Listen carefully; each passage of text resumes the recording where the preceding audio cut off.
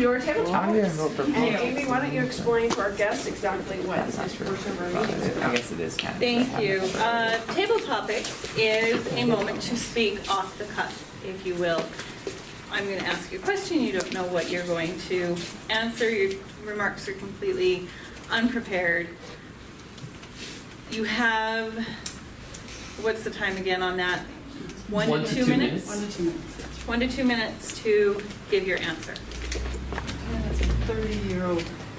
So 1 minute it'll turn green. Yes. A 1 minute, minute 30 and 30 seconds is yellow, 2 Don't minutes forget the it's word. red, and then you have 30 seconds to finish it off. Yes, add the acrimonious to your word of the day if you can. This is an oldie but goodie.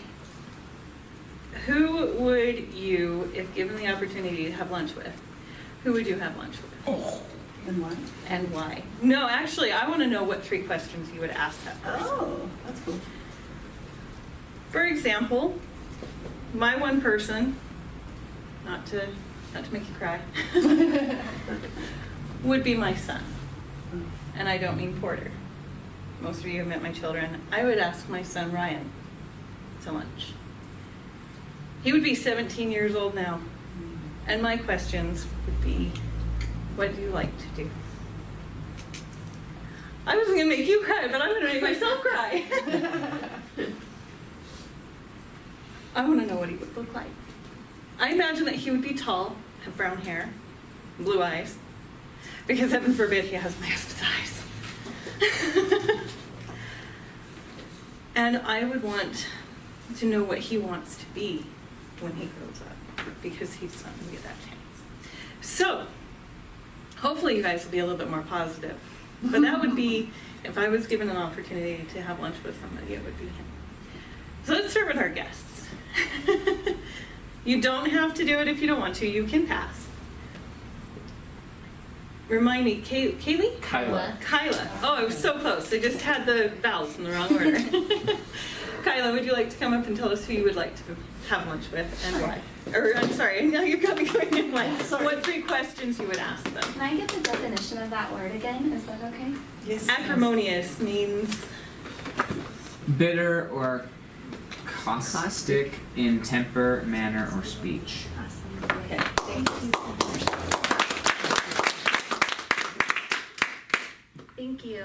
I, without a doubt, would love to have lunch with my brother. Today is actually a very special day. Today is my brother's birthday, and he would have been 27 today.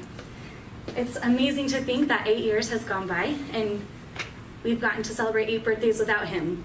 Today, my kids and I will release balloons and eat a lot of cake in his honor. And I would ask him, are you happy? I would ask him, what do you miss the most about being on Earth? And finally, I would ask him, are you watching over us like I think you are? I'm pretty comfortable I know the answers, but it would still be fun just to get to have lunch and ask him those questions. Thank you.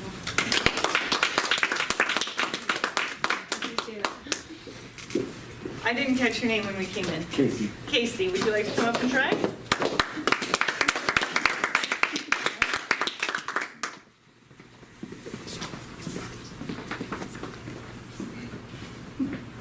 Remember, try to go until the light turns green and then wrap up before it turns red.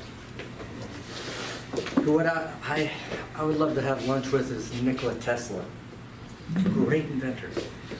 Thought outside the box normally in his life. And I would sit down and have lunch with him to figure out how he came up with his ideas. Because it was so not mainstream. The common thought of DC current was the only way to power houses. And then one day in the park, he was looking at the sun and suddenly had this idea of this rotating energy field, this magnetic energy field, in which he could design and build by using magnets. And so as the key questions I would ask him is, who would you have loved to have you help build these ideas? Because I know he one of his heroes was Edison, which kind of broke his heart in the way he was treated. Other two questions is, how would you like to change the world? And then send me, or who would you like to endow with your gifts and talents? That's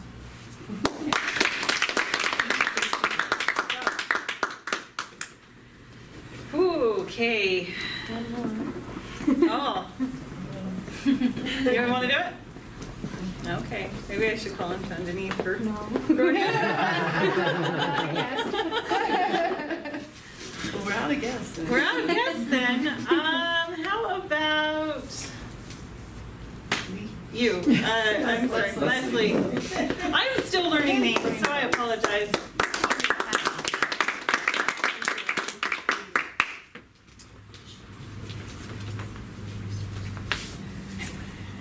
And I've been asked this question other times, like on Facebook, which we've seen this question. Then I've said some people like Abraham Lincoln and Jesus Christ. But I think you set the stage a little bit here. And so the person that I would like to have lunch with would be my husband, who passed away 4 years ago. And for those of you that didn't know, he was transgender. We found right at the end of his life, toward the end of his life, that he was transgender and had lived with that his whole life. Well, he was very confused. He had his ideas of what he thought God willed him to be, and he lived his entire life trying to live up to that. And he was the most excellent father and the most excellent husband. But at the end, he was very confused and really didn't know which way to go. One of the greatest things that I thought when he passed to the other side was that he would have the answers to those questions.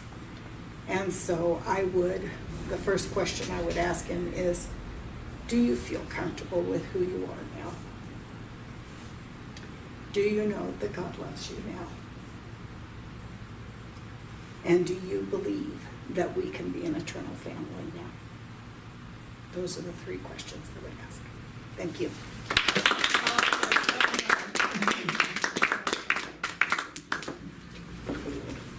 How much more time do we have? We could probably do one more. One more? Oh, how about Sam Cantor?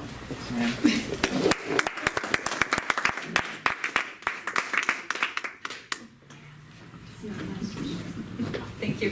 Thank you for this wonderful opportunity. It does leave you a little bit, I don't know who I would ask. It would probably be Napoleon Hill. I would love to interview Napoleon Hill, and I would ask him very similar questions to what I spoke on last time. What were his 3 key moments in his life? Where did he first feel empowered?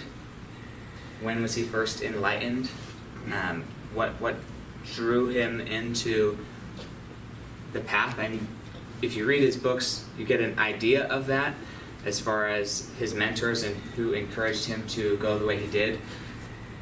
But you also get a lot of the negatives. So what continued that information? Why did he keep pressing forward and never give up?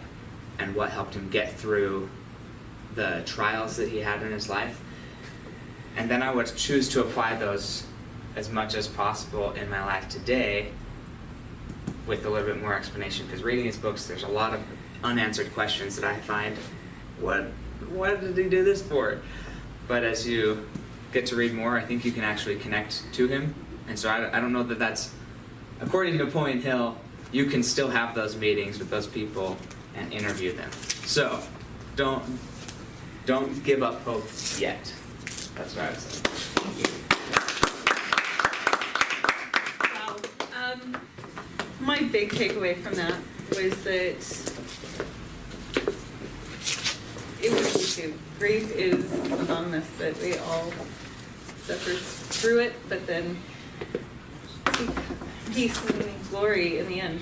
So thank you guys, you two especially, for sharing those very personal topics.